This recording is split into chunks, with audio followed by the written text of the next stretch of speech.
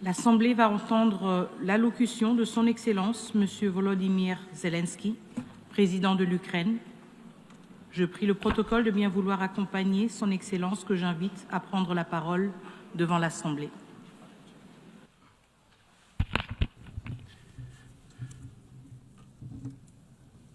Madame Chair, député secrétaire.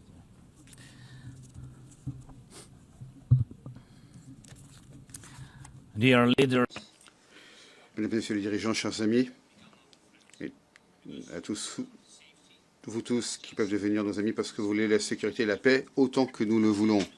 Aujourd'hui, nous seuls pouvons garantir la sécurité grâce à une seule des alliances. Les partenaires forts peuvent le faire et nos propres armes. Le XXIe siècle est très différent du passé. Si un pays veut la paix, il doit toujours avoir des armes. C'est terrible, mais telle est la réalité. Ce n'est pas le droit international qui décide qui survit. Excellence, vous savez très bien que le droit international ne fonctionne pas pleinement, à moins que vous ayez des amis puissants qui sont vraiment prêts à le défendre. Et même cela ne fonctionne pas sans armes. C'est terrible. Mais sans cela, les choses seront encore pires. Il n'y a aucune garantie de sécurité, si ce n'est les amis et les armes. Cette réalité n'est pas le choix de l'Ukraine. Et connaissant notre population, elle aurait choisi d'autres priorités. Les Ukrainiens sont un peuple pacifique, mais c'est un peuple qui veut vivre librement dans son propre pays indépendant. Voilà pourquoi nous investissons dans notre défense. Pour de nombreux pays, il n'y a tout simplement pas d'autre choix. Les pays peuvent parler depuis ce genre de tribune, mais même en temps de guerre, il n'y a pas de signal. Il n'y a pas une seule institution internationale qui puisse vraiment y mettre un terme. Telle est la faiblesse à laquelle sont arrivées les institutions internationales. Qu'est-ce que le Soudan, la Somalie, la Palestine ou tout autre peuple vivant dans la guerre, que peuvent-ils attendre de l'ONU ou du système international? Depuis des décennies, il n'y a eu que des déclarations et d'autres déclarations. Et même tout ce qui se passe à Gaza reste sans issue. Même maintenant, en Syrie, et après tous les changements, la Syrie doit toujours en appeler au monde afin qu'il allège les sanctions qui étranglent son économie. La Syrie doit demander et ensuite attendre. La Syrie mérite un soutien plus ferme de la part de la communauté internationale. Et alors que la guerre de la Russie contre mon pays se poursuit, les personnes continuent à mourir chaque semaine. Pourtant, il n'y a pas de cessez-le-feu parce que la Russie le refuse. La Russie a enlevé des milliers d'enfants ukrainiens et nous avons réussi à en ramener quelques-uns chez nous et je remercie tous ceux qui nous ont aidés. Mais combien de temps faudra-t-il pour les ramener tous chez eux, tous ceux dont l'enfance disparaît plus vite que le rythme auquel les adultes peuvent aider. Regardez Israël, 2 ans se sont écoulés, mais les otages n'ont toujours pas été libérés. Ils doivent être libérés, mais ça n'a toujours pas eu lieu. Et depuis des années, il n'y a pas eu de véritable réponse à d'autres menaces, que ce soit les armes chimiques ou l'utilisation de la famine comme arme de guerre. L'année dernière, ici à l'Assemblée générale, j'avais averti le monde concernant le risque de catastrophe radiologique, notamment en raison de l'occupation par la Russie de notre centrale nucléaire de Zaporizhzhia, la plus importante d'Europe, mais rien n'a changé, rien. Et hier, la centrale nucléaire a connu un nouveau blackout et la Russie n'a pas arrêté ses pilonnages, même dans des zones près des centrales nucléaires. Et en raison, parce que les institutions internationales sont trop faibles, cette folie se poursuit. Même le fait d'appartenir à une alliance militaire qui existe depuis longtemps ne signifie pas automatiquement que vous êtes en sécurité. Tout récemment, 19 drones russes tout simples ont violé l'espace aérien polonais. Seuls 4 ont été abattus. Heureusement, ce n'étaient pas des shahids ou pire encore. Autrement, les résultats aurait été horrible. L'Estonie a dû demander la convocation d'une séance du Conseil de sécurité pour la première fois de l'histoire parce que les avions de chasse russes ont délibérément pénétré son espace aérien. Le Moldova se défend à nouveau contre les ingérences de la Russie. Nous aidons le Moldova et la Russie essaye de faire au Moldova ce que l'Iran autrefois a fait au Liban. Et la riposte internationale, encore une fois, est insuffisante. Nous avons déjà perdu la Géorgie en Europe. Les droits humains et la nature européenne du système de l'État ne sont plus que l'ombre de l'eux-mêmes. La Géorgie dépend maintenant de la Russie. Et pendant des années, le Bélarus est orienté vers la dépendance contre la Russie. La dépendance à la Russie. L'Europe ne peut pas se permettre de perdre également le Moldova. Il est important de se souvenir comment le monde a autrefois ignoré la nécessité d'aider la Géorgie après l'attaque de la Russie, comment on a raté cette opportunité également pour le Bélarus. Et il faut se souvenir qu'il ne faut pas perdre le Moldova. Pour l'Europe, soutenir la stabilité de Moldova, ça n'est pas coûteux, mais si elle ne le fait pas, ça entraînera un prix bien plus élevé. C'est pourquoi l'Union européenne doit aider le Moldova maintenant avec des financements et un soutien énergétique, pas seulement des paroles ou des gestes politiques. Nous ne devons pas oublier la protection des droits des personnes et les droits des nations dans les régions où ces droits sont menacés. La Charte des Nations Unies et la Déclaration de Varsovie des droits humains doit valoir partout. Elle doit s'appliquer partout. Mais les talibans en Afghanistan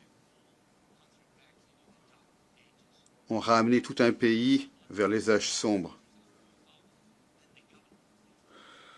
Certains cartels dans certains pays d'Amérique latine sont plus puissants que les gouvernements. Tout cela, c'est l'effondrement du droit international et la faiblesse de l'ordre international.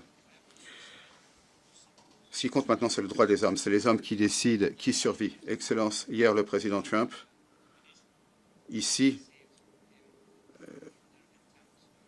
et bien, Dieu l'a préservé d'une tentative d'assassinat pendant la campagne. Un tireur a tiré sur lui et quelques millimètres seulement lui ont sauvé la vie. Quelques jours, le président, avec des centaines de milliers d'Américains, ont rendu hommage à la mémoire de Charlie Kirk. Malheureusement, sa vie a été réduite à néant par une balle, réduite au silence par un fusil. Nous pleurons également Irina Zarutska, une citoyenne ukrainienne. Elle a été assassinée au couteau ici aux États-Unis, le pays même où elle cherchait refuge face à la guerre de la Russie. Presque chaque jour, quand nous lisons les informations, nous voyons les gros titres qui nous parlent d'attaques violentes qui ont lieu partout dans le monde. La plupart sont perpétrées avec des armes. On y est déjà habitué, mais les armes évoluent plus rapidement que notre capacité à nous défendre. Maintenant, il y a des dizaines de milliers de personnes qui savent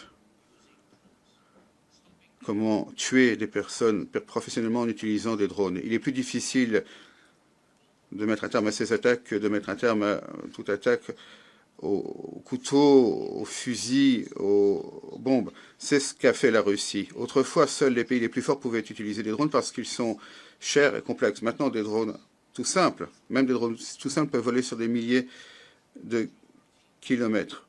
La géographie ne compte plus. Tout cela redéfinit la guerre et la géographie. Tout récemment, les aéroports en Europe ont dû fermer à cause de drones. Les autorités ne pouvaient même pas dire de quel type de drone il s'agissait, qui les avait envoyés, d'où ils venaient. La semaine dernière, la Corée du Nord a annoncé qu'elle avait mené à bien un essai d'un drone d'attaque tactique. Cela veut dire que même des pays qui ont des ressources limitées peuvent construire des armes dangereuses pour leurs voisins. L'Ukraine et des pays comme l'Arabie saoudite ne savent trop bien à quel point les attaques de drones iraniens sont dangereuses. Mais que se passe-t-il quand tous les types de drones deviennent disponibles, même pour des petits groupes terroristes ou des cartels? Le monde avance trop lentement pour se protéger et les armes progresse rapidement. Certains travaillent déjà sur des drones qui peuvent abattre d'autres drones. Et ce n'est qu'une question de temps.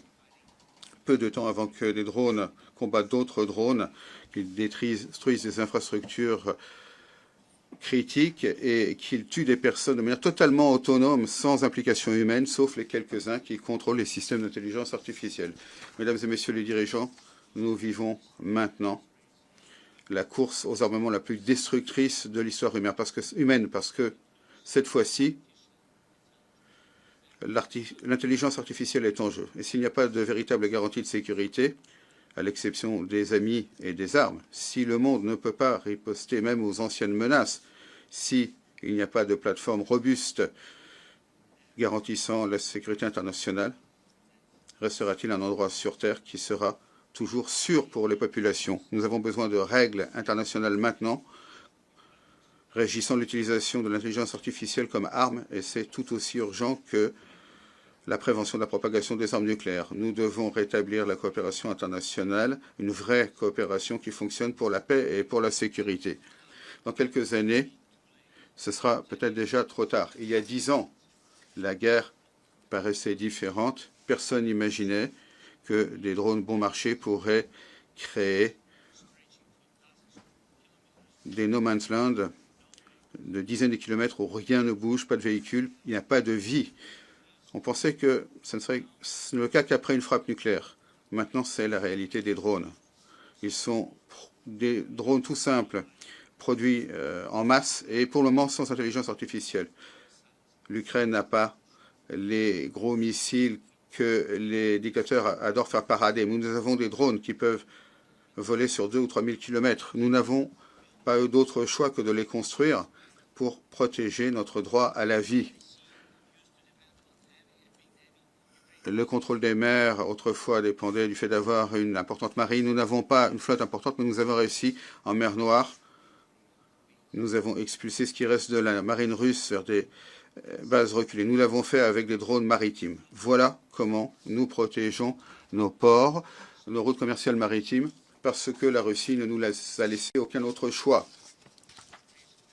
Notre opération toile d'araignée, lorsque des drones bon marché ont détruit au sol des dizaines de bombardiers stratégiques russes, c'est devenu un exemple partout dans le monde de ce que peuvent faire les nouvelles armes à de vieux systèmes. Ces bombardiers russes même sont ceux qui ont attaqué nos villes. Rien de cela ne serait arrivé si Poutine n'avait pas déclenché cette agression, cette guerre à grande échelle. Et chaque année que cette guerre se poursuit, les armes deviennent encore plus mortelles. Seule la Russie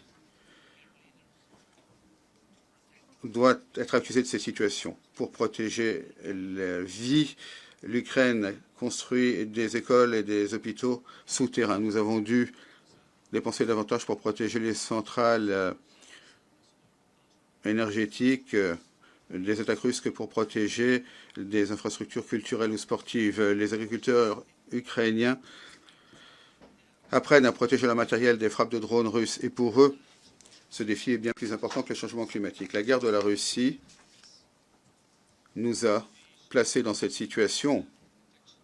Mais êtes-vous protégés face à des menaces semblables? Les faits sont les mêmes. Il faut mettre un terme à cette guerre maintenant et à la course mondiale aux armements.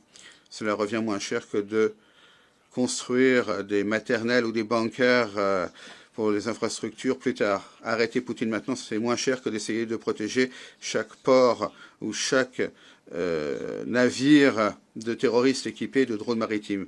Arrêter la Russie maintenant, c'est moins cher que de se demander qui sera le premier à créer un drone tout simple qui pourra transporter une ogive nucléaire.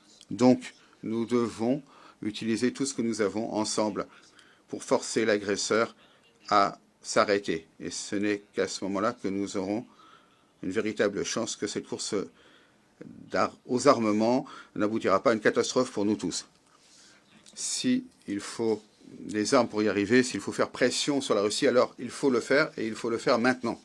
Autrement, Poutine continuera sa guerre de manière toujours plus intense. Nous vous l'avons déjà dit, l'Ukraine n'est que le premier pays concerné. Maintenant, les drones russes survolent déjà l'Europe et les opérations russes s'étendent déjà à d'autres pays. Et Poutine veut poursuivre cette guerre en l'étendant. Et personne ne peut se sentir en sécurité actuellement. Maintenant, nous sommes en train d'édifier un nouveau dispositif de sécurité pour nous-mêmes. Plus de 30 pays font déjà partie de notre coalition. Nous renforçons notre production d'armes avec nos partenaires. Nous définissons des engagements financiers pour la défense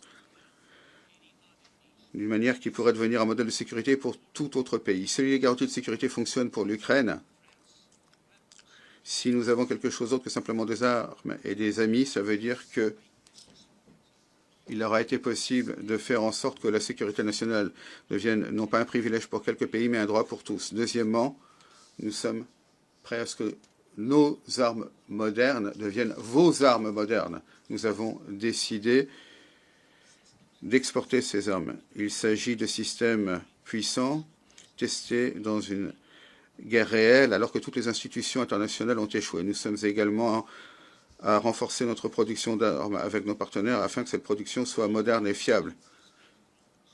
Il n'est pas nécessaire d'entamer cette course aux armements à partir de zéro. Nous sommes prêts à faire part de ce qui a déjà fait ses preuves pour une défense réelle. Et quatrièmement,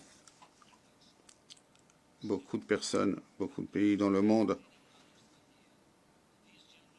ne sont toujours pas préoccupés. Mais regardez combien de pays sont ici présents à cette Assemblée générale, des pays qui sont en guerre ou qui viennent d'émerger de la guerre ou qui essayent de mettre un terme à une guerre ou qui se préparent ouvertement à la guerre. La guerre concerne déjà bien trop de personnes pour que vous puissiez dire que cela ne vous concerne pas. Donc cela dépend de vous. Est-ce que vous allez aider la paix ou est-ce que vous allez continuer à faire du commerce avec la Russie pour aider la Russie à financer cette guerre? Ça dépend de vous. Est-ce que les prisonniers de guerre seront libérés? Est-ce que les enfants enlevés pourront rentrer chez eux? Est-ce que les otages seront libérés? Cela dépend de vous.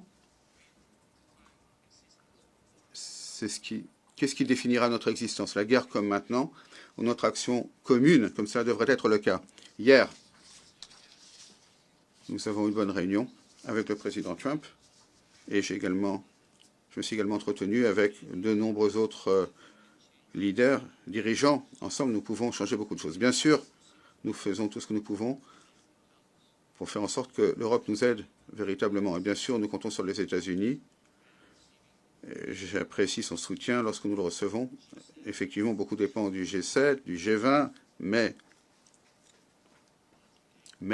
en dernière analyse, la paix dépend de nous tous. Elle dépend des Nations Unies. Donc, ne restez pas silencieux alors que la Russie poursuit sa guerre. Exprimez-vous, condamnez-la. Rejoignez-nous pour défendre la vie et le droit international et l'ordre international. Les populations attendent l'action. Je vous remercie. Slava Ukraini, gloire à l'Ukraine.